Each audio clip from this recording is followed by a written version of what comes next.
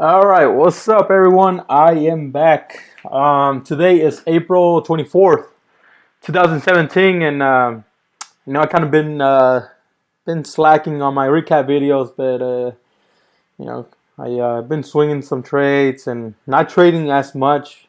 But I'm gonna go over a couple plays now. This morning, I ended up getting AMDA. Um, I saw this one pre-market, and the reason I like this one was a couple reasons. The first thing I saw, it was obviously in the gap scanner, and then the next thing I do is I go to my 2 hour. Then I started noticing that anytime it has a gap up, drops. There's another gap up there, drops, gap up, drops, and here. So my thought process is okay. It's not a runner, at least not in the past couple months, so almost a year. So it's not really going to be on people's radar. The second thing is it has a gap to fill, and the computer that I use is another computer. I'm only using my Mac to record the video, and when I saw it, this is a gap it needs to fill, and the stock is hanging around this area. So now I'm setting my Fibonacci from this area down to the bottom of this wick. And I came and looked at it pre-market, so it's hitting this golden ratio, and I couldn't get past it, and it was pretty much making a descending triangle here. This is one of my boys Roman's favorite patterns.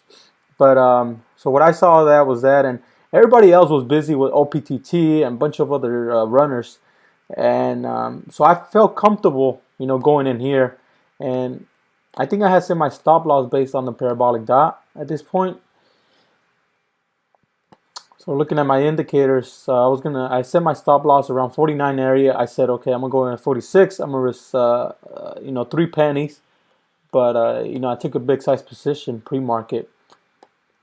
So I went ahead and I entered my order here, and I sort of literally right after that, I was even still writing down my profit target and my notes and things like that.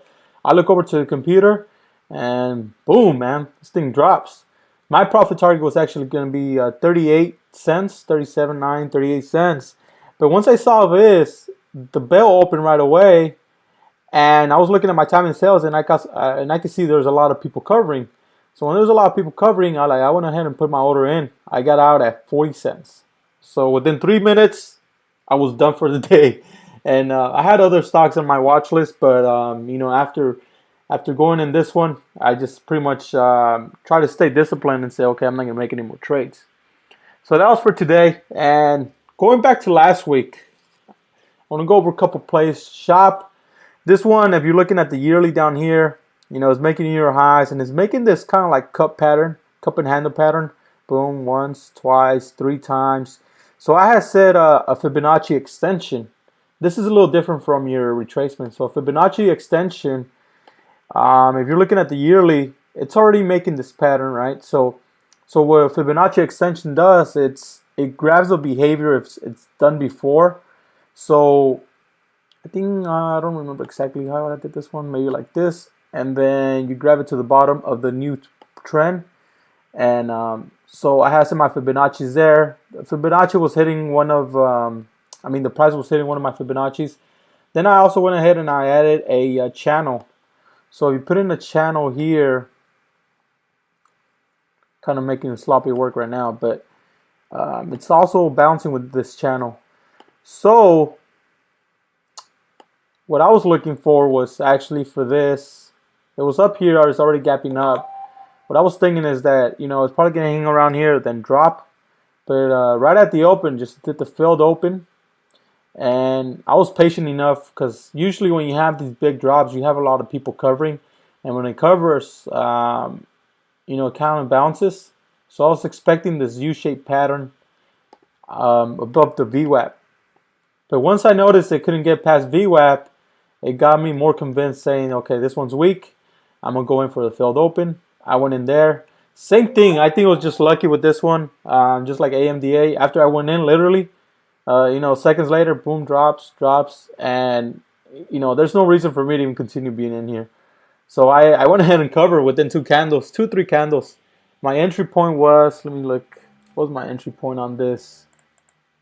It was 76.19.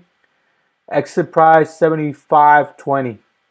So overall, it was a great play, and a lot of people don't like to play these high dollar stocks, but in my opinion, they're even better because they're not that volatile. It gives you more time to react, more time to enter your orders. So that's why I went ahead and I like to play these stocks up there, especially given that the RSI is hot. So that same day on the 21st, I also played EXAS. EXAS on the yearly, same pattern as you can see here. Kind of a cup and handle pattern. And I had set my my channel. It was hitting the channel, so I went ahead and did the failed open. Now this one I played a little different, almost similar to shot, but just a little different. Is that when it did the failed open, I went ahead and drew a trend line here. And if a stock is strong enough, it's going to continue holding this trend and then pop, drop, pop, drop. But once it made this drop below VWAP, okay, I said, all right, this one's weak. I know my risk already, the parabolic dot. I went ahead and I got in at 24.02, and my exit price was 23.79. I mean, I was hoping I would get it down here. I was trying to fill in my order, but a lot of times with like EXAS, it has a very large spread. 5, 10 cents or 20 cents a lot of times, and it's very hard for you to get out unless you hit the ask if you're covering. And if you hit the ask right away, you're giving more money back. But eventually, I ended up getting out. It did continue dropping. I guess yeah, but I mean it was probably a good exit. I think it was it today's when it ramped up. Okay, but anyways, good exit, and that's for that. Let me go to the next one. As a matter of fact, let me answer this call first. All right, I'm back. It was my daughter calling me by accident. Man, she's 3 years old. All right, so then the next one is Twilio.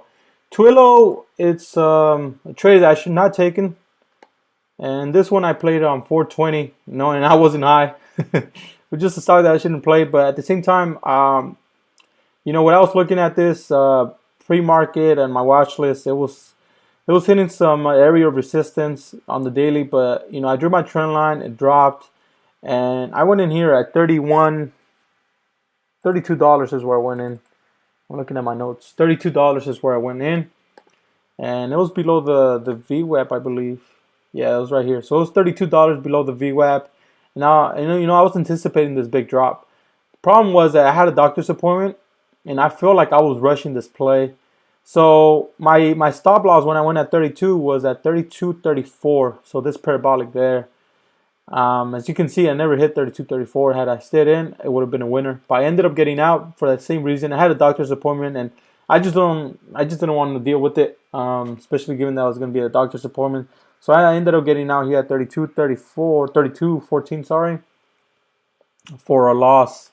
But my whole anticipation play on this, it's as you can see here. A lot of times when you're looking at stocks, you need to look at it from the big picture and then zoom in.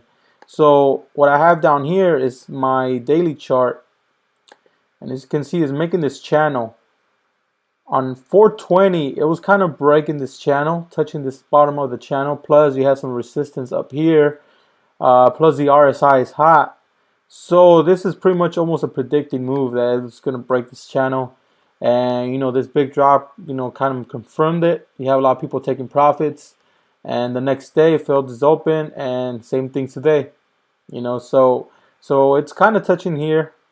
This trend line here. If it breaks above that, then it's going to continue up for a higher move. So I ended up taking a small loss on that. Didn't stick to my stop loss. It was kind of a rush play. Should not have been on that play, but it is what it is. 420, I also played NLNK, and this one I've played it in the past. I played this one when it had that big gap down.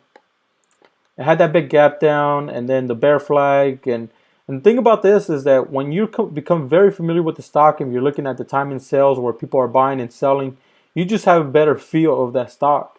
So when it started hitting the scanner on the 19, I right away put it on my watch list because I know the area of resistance, which was 20, obviously. And as you can see, it came and hit it 20. And I ended up going short around this area after it broke this trend. And it continued making lower highs. and I think it was falling below VWAP that day. Yeah, so that's another confirmation. Parabolic dot below VWAP. You know, what else can you ask for with that perfect formula there? My entry on that was 1975, and I got out at 1943. Could have stayed there longer, but like I said, around this time is when I was getting ready because I had to go to a doctor's appointment. So 1975 went here and got out here in 1943. Um, I guess I was busy on 420 because then same thing as AMDA. This is probably something a lot of traders should do, is that, you know, when you have all these stocks gapping up and they don't really receive a lot of attention, they're below the 200 moving average, and they tend to close their gap. You know, they're easy shorts. Not all the time, but they're, for the most part, easy shorts. I ended up going here at 73 cents. My whole goal was 65, 66.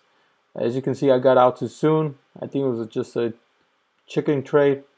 I ended up making a couple $100 because I sized in. I'm the one that created this gap down here. Because I went in pre-market heavy. But I played that one, and then on 19, I played SHLD. Same pattern as Twilio, same pattern as EXAS. You know, it's making this channel. It's kind of holding this channel. I mean, my channel right now is sloppy, but it was breaking it here. So I ended up going here around lunchtime. 4:15 was my entry. I ended up getting down here at 13.93. It hit my profit target. That's why I got out. I mean, probably could have continued holding a little bit longer, but it's all right to take your profits, even if they're small, because they add up. And as you can see, it's still dropping. This thing might revisit the 200 moving average, so I won't be surprised if it drops down another dollar to 11.51. But let's see what happens. Preferably, if I was to put in my watch list tomorrow, it failed this open once, twice. Kind of did it there here. So 3 days in a row, it's kind of making this downtrend. And if you're looking at this and you put on your watch list, let's go to the yearly. You can use this as reference. 1334. If it breaks above 1350, then it has other plans to just get out. So that's another way to see it. It's going to be touching this trend line here, at least when it gets down to 1128 where it came from. But that's one way to see it. But those have been my trades for the past couple days. Shout out to my boy Trevor. He was saying that he was watching my videos over the weekend, and I want to make sure that I continue making them again. Other than that, that's it, man. Let's see how everything goes tomorrow. Catch you guys later.